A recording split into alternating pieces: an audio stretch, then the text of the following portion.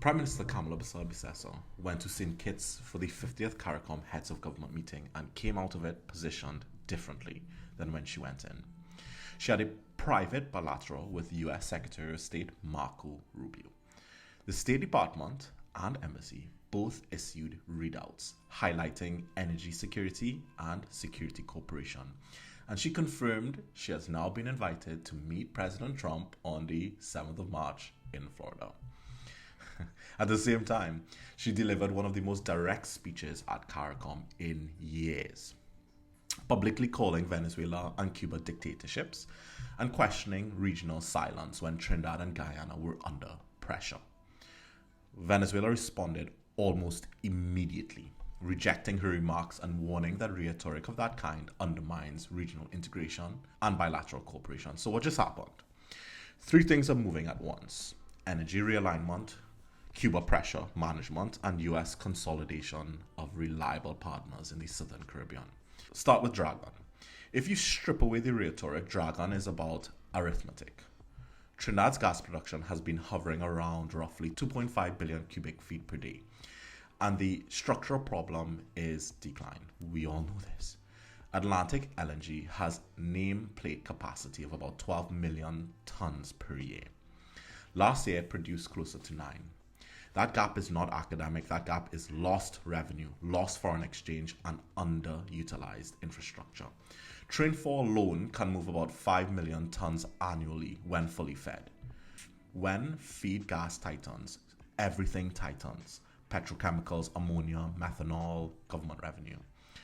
Dragon is estimated at roughly 4.5 trillion cubic feet. Even phased in, that's meaningful.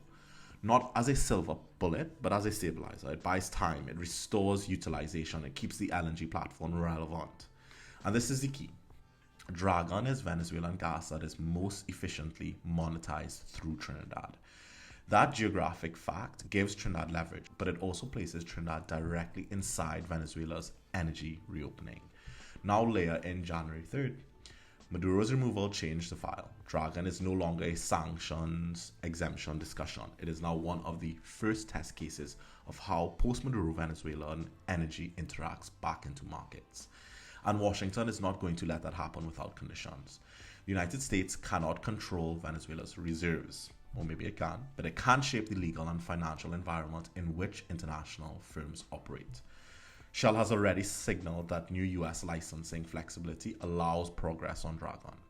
That tells you the US is prepared to let certain corridors reopen. If those corridors sit inside a governance structure Washington is comfortable with. That is why Kamala's meeting with Rubio mattered. Energy and security were the official themes. That's not accidental pairing. When energy corridors reopen in a transitional state, security architecture follows. Now, look at the Trump invitation. That moved Trinidad from working level engagement to political level alignment. It signals that Washington sees Trinidad alongside Guyana as a critical Southern Caribbean node. Guyana is the oil frontier, Trinidad is the LNG processing platform. That's our position. Together, they form the eastern flank of South American energy integration into Atlantic markets. If you're Washington, and you're reorganizing hemispheric security, those are two capitals you secure early. Now bring in Kamala's CARICOM speech. She thanked Trump and Rubio for security cooperation and defended US action against Venezuela. She questioned regional leaders who, in her view, were inconsistent on democracy. She explicitly rejected supporting dictatorships. That speech wasn't aimed at applauding in the CARICOM room. It was aimed at positioning. And positioning matters because of Cuba.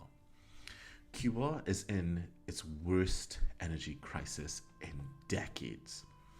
Blackouts, fuel shortages, industrial contraction. The old Venezuelan subsidy model has weakened. But here's where people get simplistic. Regime change is not tanks on beaches, it's pressure plus fracture. There are credible reports that Rubio has engaged in discreet discussions with Raul Rodriguez Castro. Raul Castro's grandson, the former president of Cuba. He's not a random figure. He served in the inner security circle and is widely understood to be part of the Castro family's trusted network. Why would the US speak to him? because in systems like Cuba, formal titles don't always equal real influence. Power networks matter, family networks matter. The Cuban military business complex matters. If Washington believes generational fatigue exists inside the structure, especially amid severe economic strain, then you test the seams. Pressure the system externally, explore fractures internally. That's not conspiracy, that's statecraft. Does that mean imminent collapse? No, but it means Washington is not betting solely on sanctions or solely on diplomacy. It's running parallel tracks. Now connect this to Trinidad. If Cuba destabilizes sharply, migration flows. That means maritime pressure across the northern Caribbean. Trafficking risk increases, humanitarian issues strain US domestic politics harden. So if Washington intensifies pressure on Havana, it needs CARICOM states prepared to manage spillover.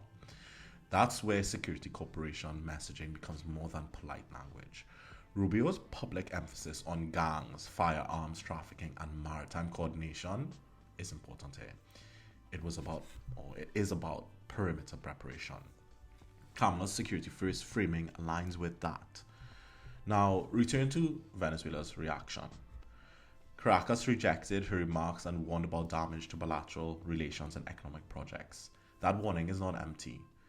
Venezuela knows Trinidad needs gas. Venezuela also knows Trinidad is deepening alignment with Washington. So Caracas is doing what rational actors do, signaling that economic cooperation and political positioning are linked. Dragon lives inside that tension. Here's the uncomfortable reality.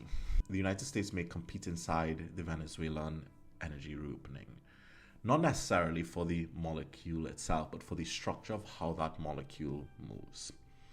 American firms, American financing channels, Americans' compliance standards all shape whether Dragon strengthens Trinidad's autonomy or ties it more tightly into US oversight.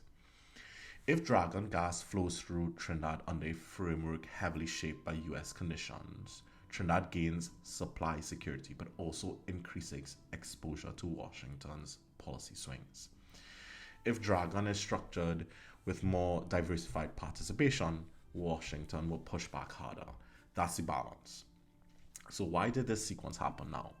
Because the hemisphere is reorganizing quickly. Venezuela is transitioning. Cuba is under stress. Washington is consolidating partners. And Trinidad sits at the seam between energy and security. Kamala's speech signaled that Trinidad is prepared to lean west in this phase. The Trump invitation confirms that Washington heard the signal. Venezuela's rejection confirms that Caracas also heard it. Now, the strategic question isn't whether Venezuela aligns. Alignment is already happening. The real question is leverage. Can Trinidad use Dragon and its LNG platform to secure long-term supply stability without surrendering negotiating room? Can it deepen security cooperation without becoming merely an enforcement extension of US policy? Can it navigate CARICOM differences without fracturing regional credibility? Because here's the final piece of prediction. If US pressure on Cuba intensifies over the next 6 months, expect two parallel developments. One, more public calls from CARICOM for dialogue and de-escalation. And two, quieter operational integration between the US and a smaller circle of states prepared to manage migration and security spillover. Trinidad is positioning itself in that second circle. If Venezuela transition stabilizes and Dragon advances under US tolerated licensing, Trinidad's gas sector gets breathing room. If US-Cuba tensions escalate without internal fracture, maritime pressure increases and Trinidad's security role expands. Either way, Trinidad becomes more strategically visible. That visibility can translate into investment, energy stability, and security backing. Or it can translate into dependence and exposure. That depends on how this moment is handled. Dragon is not just a field, it's leverage. Cuba is not just ideology, it's spillover risk and geopolitical testing. The meeting in St. Kitts was not symbolic, it was placement. And Trinidad and Tobago has just been placed at the center, once again, of a redesign in our region that is still unfolding. Welcome to the new multipolar world and the Dunro Doctrine. for the Americas.